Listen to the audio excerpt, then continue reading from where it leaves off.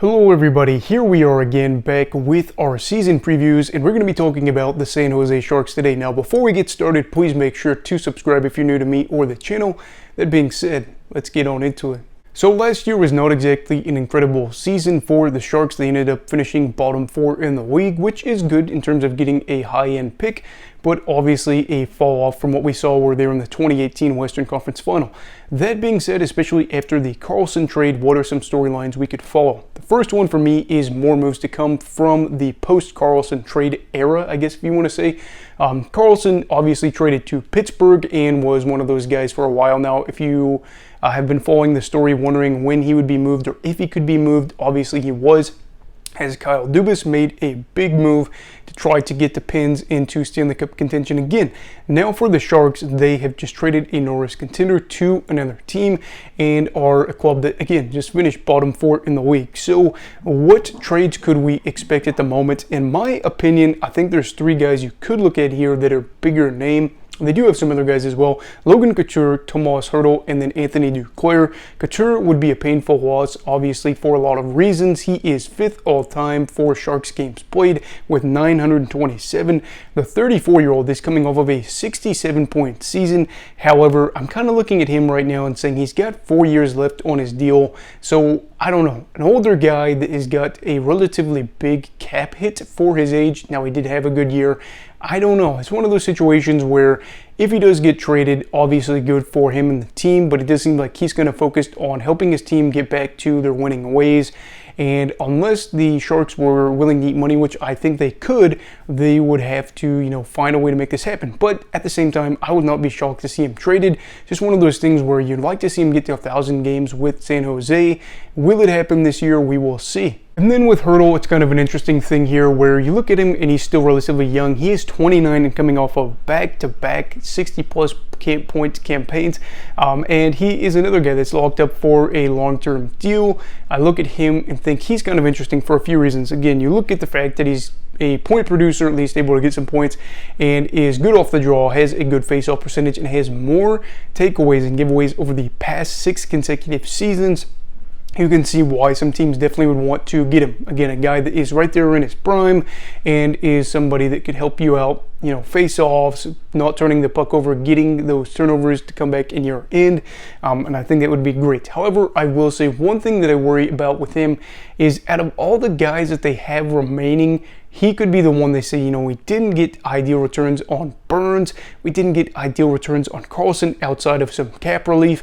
Let's try to hit for the fences, swing for the fences, and get a home run here and try to get a big trade. I do think he is a good player, but at the same time, I don't think that they should try to go out and get a big enough return that would say, oh, well, look at this after what we did with the Carlson Burns trades. You have to be realistic here, and while I do think they should get some decent returns on the back end of this, at the same time, you have to remember, this is a team that is kind of with their back up against the wall in that sense where they know that they really can't do anything at the moment and they are not in a spot to really press other teams the other direction. But at the same time, you could argue that maybe they could end up eating some cap in order to get some good prospects or a good pick. Then the third one here that I definitely feel like has potential to get traded in my eyes would be one of the most likely is Anthony Duclair. Duclair signed a 1-year deal with the Sharks after playing previously with the Florida Panthers. He had an Achilles tear, if I'm not mistaken, only ended up playing like 20-some games in the regular season. He did play playoff games this past season, but the big thing for me was looking at the 2021-22 season for him with the Panthers. He ended up having 58 points in 74 games played. Duclair was always a guy that you feel like had potential in another market outside of Columbus, and then you're like, if he just gets an opportunity, things will happen. Obviously, this 2 seasons prior, the 2021-22 season, kind of illustrated that where he almost hit 60 points, didn't play the full 80 games, so he probably would have hit that. I look at him as a guy, too, that is younger. I mean, he's 27 years old, which blows my mind because it feels like he's been in the league forever. But he could be a good rental. He could be a guy that other teams say, hey, we believe in this upside for him offensively. We could test him out as a rental as a deadline approaches. Maybe we could get him for a little bit cheaper than a bigger name, and then if things go really well, we could get him with an extension after seeing what he could do as a bit of a trade line piece. Will he haul in a massive return for the Sharks? Maybe, if he has a really good year, and I'm hoping for him he gets a lot of opportunity, probably, maybe like a second line guy, something like that, but we will see. The second storyline is, will we see more time for William Eklund this season? Now, Eklund was a big talking point for the Sharks and kind of seen as one of their crown jewels of their prospects, as he was drafted 7th overall in the 2021 draft. So far, he has played 17 games in the NHL. He did have shoulder surgery in March, but is reportedly listed that he'll be able to come back and play by the start of the regular season. I tried to find some more news on it. I couldn't find anything that I could really put up and say that this is totally accurate, but the latest that I heard was he should be able to play. Now, I think that he is going to get a great opportunity to play this season. Whether or not it's for the whole season, I don't know, but we saw his average time on ice jump up from 14 minutes and 20 seconds to 19 minutes and 50 seconds from his first little stint in the NHL, the 2021-22 season, to last season. So obviously, you're getting like 5 minutes more of ice time. 20 minutes as a forward on average is really impressive. I don't think he'd get that over the full season because that is a lot to ask for a forward, but a young guy here that had 34 shots attempted last season, only 5 of those missed the net. That is 29th out of 34 players on the Sharks. Now, granted, he didn't play a bunch of games, but to have a guy that is young, that is able to hit a lot of shots and get them on net that could turn into goals is really good for me. There's some other things that I wanted to talk about here with him, and one of that is the fact that he did have the highest percentage of shift starts in the offensive zone, 22.7% on the team. So again, if he's getting a lot of shots or going on net, he's getting a lot of offensive zone starts, it could lead to some offensive zone time, to more offense, to possibly more points for him. He could be a guy to watch out for, I'd say. Another thing, too, is his shots for per 60 significantly jumped up from 3.72 to 6.81. A lot more attempts at 5-on-5, which you like to see a lot for a younger player. Again, he doesn't even have 20 games of NHL action under his belt, but if you're able to feel comfortable enough to say, I can take some shots, I can get shots down low, which is what we like to see in that slot area, especially that lower slot, that is terrific. And for Eklund, if he's able to be one of these better San Jose prospects and get even 18 minutes a night, I do think this year could be a good year for him, and I'm hoping that he's able to be healthy from the get-go so we can really see what he's able to do. Then the final talking point is, will David Quinn see his season through? Now, this is kind of one of those interesting things that we saw where they hired David Quinn for the Sharks after he was kind of listed out east as some potentials, as he was a former Rangers head coach. The Rangers never really lived up to the potential they had underneath him, and thus things kind of went their way.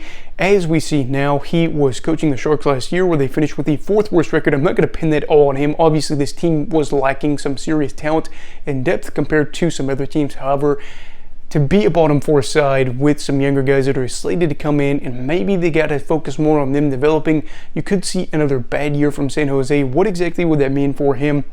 And what should we look out for Quinn? In my eyes, really, I think that the ownership and management understands that they're not really looking for a bunch of wins. They're not going to say, you know, David, we expect to win 50 games this year, and if we don't win 50 games, you're fired. They understand, I think, where they're at in the NHL pecking order right now. So for them, I think they kind of look at this as saying, well, you know, we really need to focus on some of these younger guys and developing them, as well as making sure some of our older guys that are trade pieces could have good years, and then we could get more assets for the future, while also having some guys that maybe aren't those top-end prospects that you could say we got to develop them too into some working assets for the team. Well, I would say that I don't exactly know if he'll be here by the end of his contract. I will say this: he's got a 3-year deal. This would be just the 2nd year of his deal. I say that he makes it through this season. Again, it's very tough for a lot of these coaches to come into these rebuilding sides and stick around by the end, because a lot of people pin a lot of the failures on the team. I'm not saying that I view Quinn as one of those top tier coaches in the NHL, but I'll say for now that he's safe for year 2. So what are my overall thoughts for the Sharks? As I'm sure you could probably tell right now, I don't view them as a top tier team, and I don't view them as a playoff team. I don't know if they'll be bottom 4 again. I think there is a potential to be there, especially if they end up trading a lot of those guys like Couture and Hurdle and Duclair. You would be trading a lot of your top end forwards to get them out, and then probably throw in some younger guys that need experience. That being said, I don't think that the Sharks team is going to be something you can't watch. Again, with guys like Eklund getting some opportunities, maybe some real time. I mean, Eklund could be a top 6 forward for them this year in terms of the minutes he's getting and stuff like that. They're watchable. I mean, they are a team that is focused on the future, but starting to bring some of these guys in. So I really would be excited to see here what happens with them. And then with their situation in net, that I normally would have touched on, but I'm going to leave it be for here with guys like Kaapo Kähkönen, Mackenzie Blackwood. Maybe they get traded. Maybe they get comfortable in the pipes. Maybe they are the future of the team. I'm not exactly sold, especially for Blackwood. Seems like he's fallen off hard with the Devils. So with San Jose, if he really came to life, I'd be shocked. But anyway, those are just some of my thoughts for the Sharks for this upcoming season. What do you think San Jose will be as a team? Will they finish towards the bottom of the Pacific? Will they finish towards the bottom of the league? Will they be a surprise team and make the playoffs? Will they win the Stanley Cup? I'd love to hear your thoughts down below in the comments. Please make sure to like this video if you enjoyed it. Subscribe if you're new. Check out my other part of this playlist that I've created for this season previews. Anyway, everybody stay safe, have a great night, and you go off hockey all right. Goodbye, Brigadiers and Brigadettes. This is your captain signing off. Have a great night.